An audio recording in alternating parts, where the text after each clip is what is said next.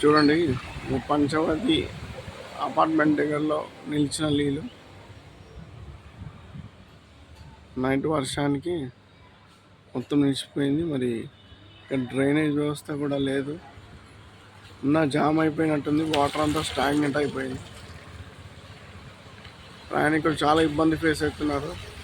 బండి మొత్తం సగంలో మునిగిపోతుంది, కార్లు కూడా సగంలో మునిగిపోతున్నాయి. హెవీ వాటర్ వచ్చి స్టాగ్నెట్ అయిపోయింది. ఇక్కడ పోవడానికి చాలా ఇబ్బంది అవుతుంది.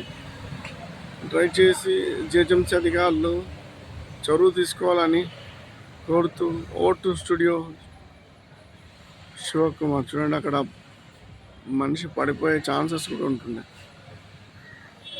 అట్లాంటి స్థితిలో ఉన్నారు. ప్రాణాలకు ఏమైనా ప్రమాదం అయితే ఏంటి పరిస్థితి?